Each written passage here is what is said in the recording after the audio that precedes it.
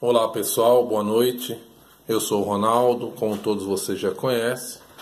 Eu quero falar aqui sobre um assunto interessante, pessoal.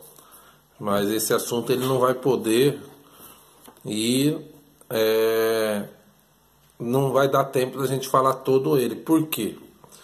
Porque ele é muito extenso e além dele ser extenso, é um assunto polêmico, é um assunto que muita gente diz que sabe, diz que conhece, respeita, segue, mas tem medo de falar sobre ele e além de ter medo, tem pessoas que não aceitam a verdade como ela é. Isso é doído, porque o ser humano ele deve viver na verdade, ele deve viver ao lado ou colado, se possível, na verdade, né? Então nós vamos falar um pouco de Bíblia, pessoal, de Palavra de Deus. Você tem uma Bíblia na sua casa, qualquer um tem Bíblia em casa. Eu acho que qualquer pessoa, não importa a religião que você segue, mas qualquer pessoa tem uma Bíblia dentro de casa. E todas as Bíblias são iguais.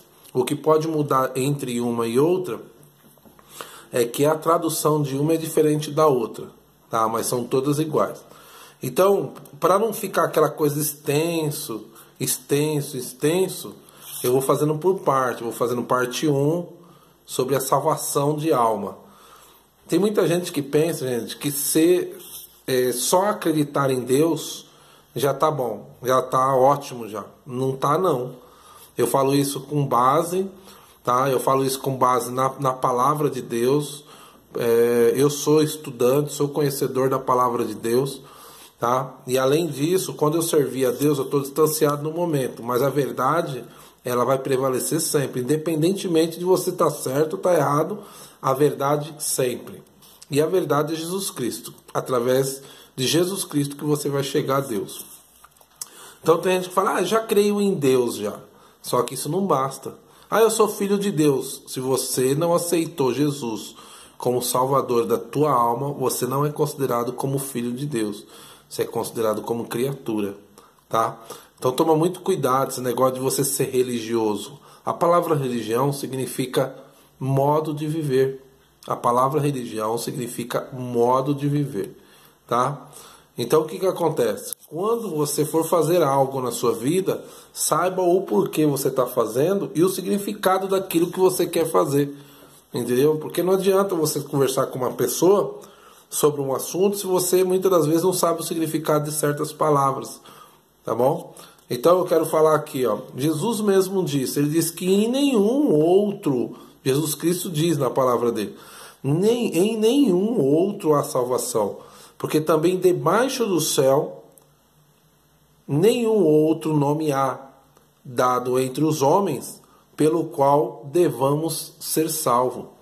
Então esse negócio aí, ó, de você ficar rezando para a imagem, santo não sei do que, santo não sei do que, aparecida não sei da onde, isso é tudo balela. Tudo é através de Jesus Cristo. Mas que fulana de tal foi mãe de Jesus Cristo.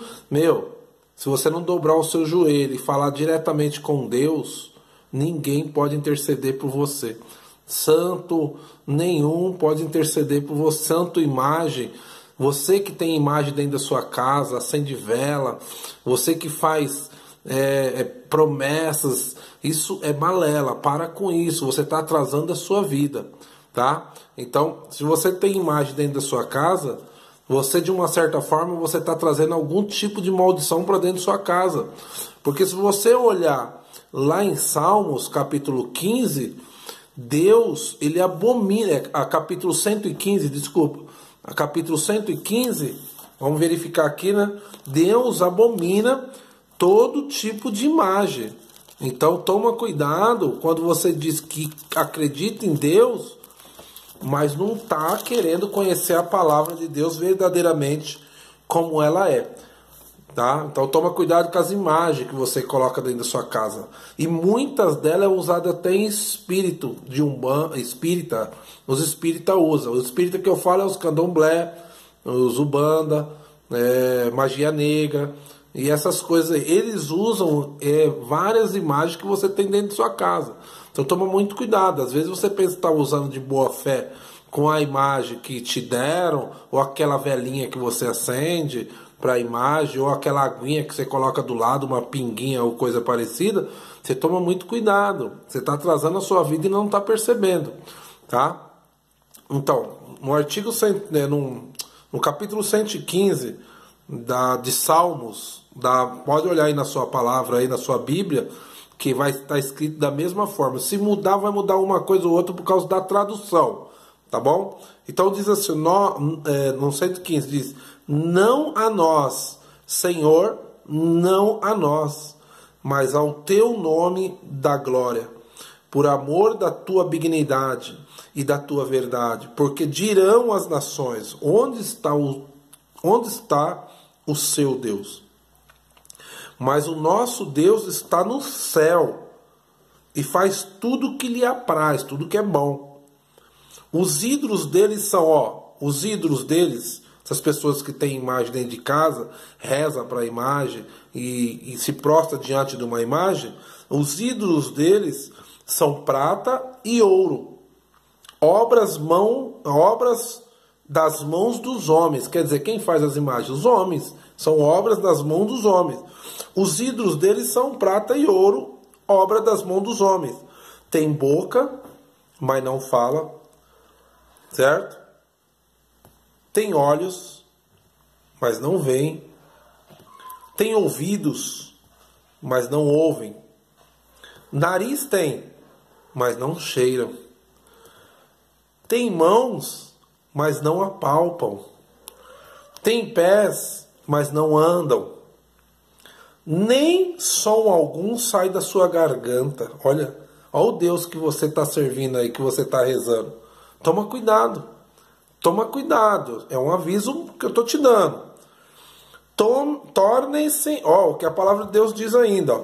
Tornem-se semelhante a eles os que os fazem e todos os que nele. Tá vendo? Você acredita na imagem, você reza para a imagem, você se torna um igual a ele, vivo ou morto. Você está tentando dar vida para ele, mas na verdade está morto. E você está morto espiritualmente e não quer nascer espiritualmente para poder estar vivo diante de Deus e ser chamado filho de Deus. O fato de você acreditar em Deus não quer dizer que você é considerado como filho de Deus. Você é considerado como criatura, você foi criado. Tá? Também, dando prosseguimento, o versículo 9 do capítulo 115 diz o seguinte: confia, ó Israel, no Senhor, Ele é teu auxílio e teu escudo. Tá vendo? Então, pessoal, Jesus, ele veio para limpar, para tirar dos olhos do ser humano, das pessoas, uma venda que existia nos olhos dele. Ele não conseguia enxergar a verdade. Hoje nós temos a verdade diante dos nossos olhos e muitas das vezes não queremos enxergar, tá? Nós não estamos aqui falando da igreja A, da igreja B, da igreja C, que é melhor ou que é pior. Nós não estamos aqui agora para falar, eu não estou aqui agora para falar que a doutrina da igreja A é melhor, a doutrina da igreja B ou C é melhor. Eu estou aqui para falar da palavra de Deus, da verdade como ela é. Tá? Eu não quero saber se você é espírita, se você é católico, mas eu tenho certeza que se você conhecer a palavra de Deus verdadeiramente como ela é, você vai abrir os olhos, vai tirar as vendas dos olhos que você pensava que enxergava, mas você não enxergava. Você pensava que via, mas não via. Entendeu? Então, seguindo o nosso estudo, e em nenhum outro há salvação. Quando eu digo de salvação, pessoal, eu estou falando de salvação de alma. Porque olha que mistério grande que muita gente não sabe, não consegue entender e não quer entender e nem compreender. Quando você morre, o seu corpo volta para o pó, porque do pó veio. O teu espírito volta para Deus, porque a Ele pertence. E a tua alma vai ter que prestar conta. diante de um juízo. Então, a nossa alma, a minha alma, a sua, é imortal. Ela não morre nunca. Temos uma eternidade para seguir. Ah, morreu, acabou. Não, morreu, acabou de começar. Porque é aí que começa tudo, porque aí começa a eternidade. Aqui não. Aqui nós não estamos vivendo a eternidade. Aqui é passatempo, é uma passagem. Não é passatempo, não. É passagem, é uma passagem para ver se você vai ser aprovado ou não, para receber um benefício de regozijo maior. Ou se você vai receber uma condenação eterna. Certo? Mas ninguém morreu e voltou para falar. Não tem necessidade. A verdade está aí. A verdade prevalece. Quando você ouve a verdade, o seu espírito é automático, que pertence a Deus. O seu espírito, ele testifica que aquilo que você está ouvindo é verdade. Tá? Então, em nenhum outro há salvação. Porque também debaixo do céu, nenhum outro nome há dado entre os homens, pelo qual devamos ser salvos. Nós sabemos que Jesus Cristo foi o único que veio, rasgou-se o véu, habitou entre nós, pregou a verdade, depois foi preparar lugar para aqueles que queiram morar com Ele, aqueles que queiram estar com Ele eternamente. Lá em Atos dos Apóstolos, capítulo 4, versículo 12, diz o seguinte: e eles disseram, crê no Senhor Jesus Cristo e serás salvo, tu e a tua casa. O que ele quis dizer com esse versículo, pessoal? Vamos supor que você foi a uma igreja, ou uma reunião familiar, ou a um culto público, ou um culto familiar, um culto numa casa, ou num culto ao ar livre, e lá você conheceu verdadeiramente a palavra de Deus como ela é. O Espírito Santo de Deus te visitou. E você sentiu a presença de Deus, coisa que você nunca sentiu na sua vida. O Espírito Santo de Deus te visitou, a palavra de Deus falou com você, Deus falou no íntimo do seu coração aquilo que somente você sabia. Um segredo seu, escondido. Mas Deus usou alguém que deu lugar e falou com você, e você sentiu aquela grande gostosura, presença de Deus. E aí, dentro da sua casa, na sua família, só você serve a Deus. Só você se converteu, você foi lá, aceitou Jesus, começou a seguir, seriamente, a andar com Cristo, a seguir, a obedecer a palavra dele, e aí sua família começa a te perseguir. Só que a palavra de Deus diz que se você for persistente, for fiel e verdadeiro, o que vai acontecer, pessoal? Muitos males não vão chegar até a sua casa, até a sua família, os seus filhos, os seus pais, os seus netos. Sabe por quê? Porque dentro da tua casa, por causa daquela pessoa que aceitou a Jesus, que acreditou e aceitou a palavra de Deus ali dentro dele, ele passa a ser chamado por Deus de santo. A palavra santo, pessoal, para quem não sabe, significa separado. A palavra santo significa separado. E se você se converteu dentro de um lar onde ninguém é convertido, ninguém segue a Cristo de verdade,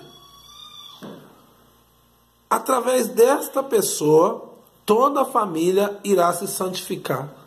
Não quer dizer que através dessa pessoa, os que não servem a Deus dentro daquele lar, vão ser salvos. Não. Mas muitos males, estarão distantes daquele lar. Muitos acontecimentos horrendos, muitos acontecimentos ruins, não irão chegar até aquele lar, não irá chegar até aquela tenda, porque ali habita o anjo do Senhor. A palavra de Deus diz que Deus dá ordem ao seu favor. Quando você é fiel, quando você segue a palavra de Deus, quando você obedece. Então Deus dá ordem aos teus anjos ao teu favor. Então quando você obedece, quando você se converte, automaticamente Deus dá ordem aos anjos para te guardar, para guardar os teus do seu lar, dentro do seu lar, sua família, seus filhos, seus netos, sua mãe, seu pai, daquele lar. Estará ali dentro um anjo guardião. Entendeu? Não é difícil de entender isso. E eles disseram: crê no Senhor Jesus Cristo e serás salvo tu e a tua casa, através do temor, da obediência na palavra, do amor que começa a nascer dentro de você, vai começar a se achegar à sua família também. E pouco a pouco, sua família também irá se converter. Quem fuma vai parar de fumar, quem bebe vai parar de beber, quem usa droga vai parar de usar. Tudo vai depender da sua fé diante de Deus. Amém? Lembrando que a palavra amém, o significado das palavras que eu disse lá no começo da gravação. A palavra amém, ela significa assim seja. Tá bom? Assim seja. Também lá em Atos dos Apóstolos, no mesmo livro, diz o seguinte, no capítulo 16, no versículo 31, fala sobre a fé, a fé, família e criança. Fala sobre a fé, família e criança, que nos salvou e chamou com uma santa vocação, não segundo as nossas obras, mas segundo o seu próprio propósito e graça, que nos foi dado em Cristo Jesus, antes dos tempos dos séculos. Entendeu, pessoal? Então, quando começamos a servir a Deus, passamos a olhar o mundo diferente. Quando conhecemos Jesus de verdade, deixamos que Ele entra, deixamos que o Espírito de Deus faça morada na nossa vida, passamos a pensar diferente. Como que eu faço para que o Espírito de Deus faça morada em meu corpo, em minha vida? Bom, todos sabemos, e os que não sabem passam a saber agora, que o nosso corpo nada mais é que um templo. A palavra templo significa casa. Tá? A palavra templo significa casa. Então, o nosso corpo nada mais é que o templo do Espírito de Deus. Deus, o Espírito de Deus, não habita em templo feito por mãos de homens. Então, Deus jamais vai dar glória ao homem. Deus jamais vai colocar o Espírito dele para fazer morada numa parede ou dentro dessa sala. Não. Deus, ele formou o homem e a mulher justamente para colocar o Espírito dele dentro do nosso corpo. Para que isso aconteça, você, hoje, nos dias de hoje, eu vou falar a partir dos dias de hoje, que nós somos testemunha de Cristo, não somos testemunha de Jeová, tá? Porque nós estamos vivendo um Novo Testamento, então nós somos testemunha de Cristo. Para que Deus possa colocar o Espírito Santo dele para fazer morada em nosso corpo, nós temos que estar limpo.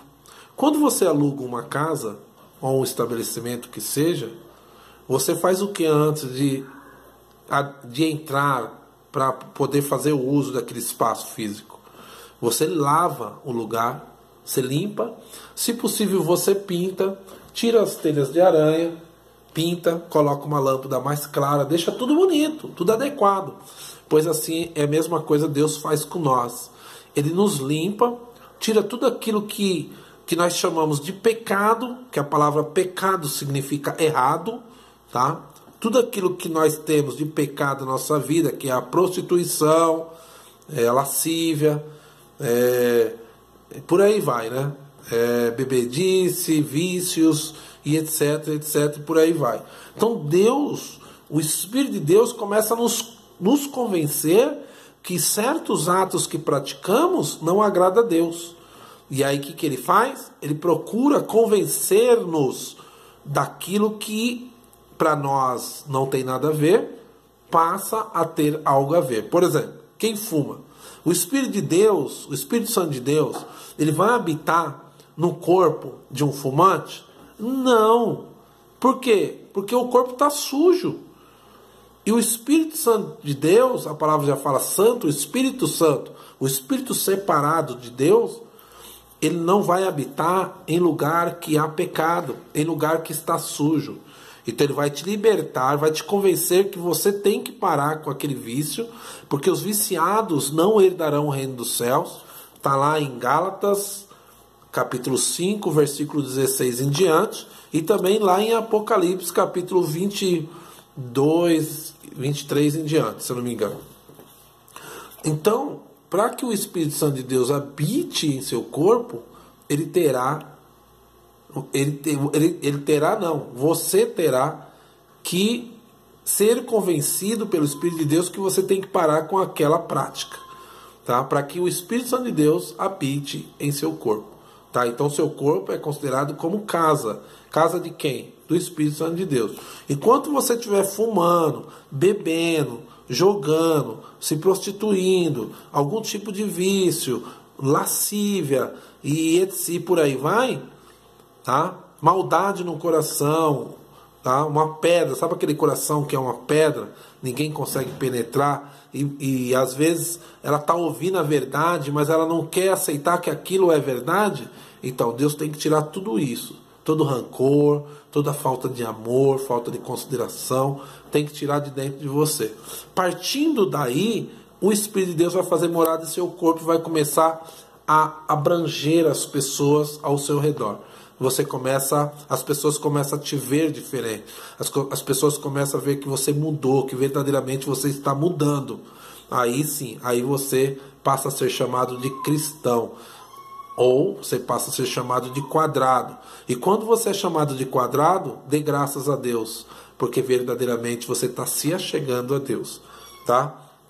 Também, pessoal, lá em Timóteo, 2 de Timóteo, capítulo 1, versículo 9, fala sobre a misericórdia e a santidade chamada, tá? Diz assim: a minha alma espera somente em Deus, dele vem a minha salvação. Olha aí, tá? Às vezes, pessoal, a salvação bate na porta do seu coração e você não quer ouvir, tá? Tipo, Deus, o Espírito de Deus, ele bate na porta do seu coração e você não abre a porta, porque o seu coração está duro. Aí ele bate a segunda vez, você não abre. Ele bate uma outra vez e você não abre, ele vai embora, ele volta uma outra hora, porque ele é educado, ele é santo, tá? Agora o inimigo das nossas almas não. Ele bate na porta do seu coração, você não abre. Ele bate outra vez, você não abre, sabe o que ele faz? Ele arromba, entra e faz morada. E começa a usar você como uma ferramenta para fazer tudo aquilo que vai acontecer o quê? Vai estragar você. Entendeu? Vai te colocar num caminho que você vai começar a praticar coisas que você não fazia antes, você começa a fazer.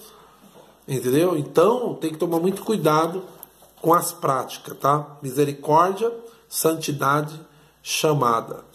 Tá? E lá em Salmos, pessoal, se você quiser ir conferindo na sua Bíblia aí, ó, lá em Salmos capítulo 6, 62, versículo 1, fala sobre resto e alma, tá? Diz assim: e acontecerá que todo aquele que invocar o nome do Senhor será salvo. Olha aí, todo aquele que invocar o nome do Senhor, chamar para si, tá? Insistir em chamar Deus para sua vida, diz: e acontecerá que todo aquele que invocar o nome do Senhor será salvo. Olha que beleza, pessoal. Deus é misericórdia. Lá em Atos capítulo 2, versículo 21, fala sobre a adoração.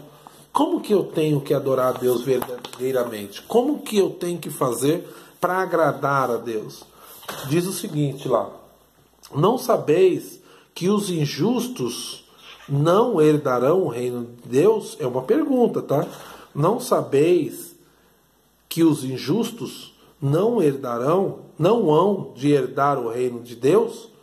Não erreis, nem os devassos, nem os idólatras, nem os adúlteros, nem os afeminados, olha, nem os afeminados, nem os sodomitas, nem os ladrões, nem os avarentos, nem os bêbados, nem os maldizentes, nem os roubadores herdarão o reino de Deus.